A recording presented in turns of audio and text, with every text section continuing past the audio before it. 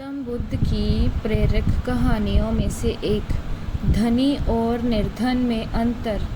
राजा शुद्धोधन राजकुमार के लिए वैभव विलास के जितने साधन जुटा रहे थे, उतने ही वे उससे विमुख होते जा रहे थे। एक दिन सिद्धार्थ का बाल सखा वसंतक सिद्धार्थ से बोला, राजकुमार, आपके माता पिता आपसे कितना प्रेम और स्नेह करते हैं। उन्होंने आपके लिए संसार में लगभग सभी तरह के सुख उपलब्ध करा दिए। वसंतक सिद्धार्थ बोले, संसार के सभी माता पिता अपनी संतान से प्रेम और स्नेह करते हैं। जिनके माता पिता की जितनी सामर्थ्य होती है, वे अपनी संतान को सुख सुविधाएं उपलब्ध कराते हैं।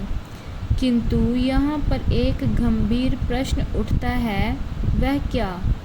संसार में सभी लोग एक समान क्यों नहीं हैं? किसी के पास धन की मात्रा इतनी अधिक है कि वह इसे कहाँ खर्च करे, समझ में नहीं आता, जबकि दूसरी ओर किसी के पास इतना भी धन नहीं है कि वह 2 वक्त की रोटी जुटा सके। संसार में ये अन्याय क्यों है? वसंतक, ये तो विधाता की लीला है राजकुमार। ये कहकर वसंतक तो मौन हो गया, किंतु राजकुमार सिद्धार्थ एक गहरी सोच में पड़ गए। राजकुमार सिद्धार्थ संसार के सभी वैभव विलास के प्रति विरक्त का भाव रखते थे। ये देखकर राजा शुद्धोधन चिंतित हो उठे। उन्हें असित ऋषि और राज ज्योतिषी की भविष्यवाणी याद आने लगी। राजा शुद्धोधन को लगा कि राजकुमार सिद्धार्थ में सम्राट की अपेक्षा संत के गुण अधिक हैं। कहीं वह राज्य का त्याग कर संन्यास ही न ग्रहण कर ले। ये सोचकर राजा अत्यंत चिंतित हो उठे।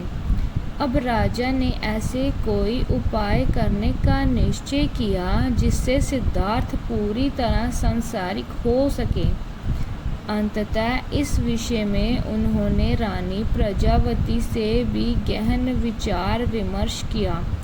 कुछ समय पश्चात रानी प्रजावती बोली, महाराज, राजकुमार सिद्धार्थ को सामान्यतः वैभव विलास की कोई भी सामग्री अपनी ओर आकर्षित नहीं कर पाई। अब अंतिम अस्त्र के रूप में केवल एक ही उपाय है। कैसा अंतिम अस्त्र और कैसा उपाय महारानी? राजा शुद्धोधन उत्सुकता से बोले, अपनी बात पूरी तरह से स्पष्ट करो महारानी। देव, अब राजकुमार युवा हो चुके हैं। यदि हम उनका किसी सुंदर राजकुमारी से विवाह कर दें तो वह उसके सौंदर्य पाश में जकड़ा जा सकता है। कदाचित आपकी बात ठीक लगती है महारानी। यदि हम राजकुमार का विवाह कर दें तो वह निश्चय ही विवाह बंधन में जकड़ा जा सकेगा। तब शीघ्र ही राजकुमार के विवाह हेतु स्वयंवर का आयोजन कीजिए महाराज। हाँ, अवश्य हम ऐसा ही करेंगे। कहते हुए राजा शुद्धोधन के मुख्य मंडल पर दृढ़ता के भाव छा गए।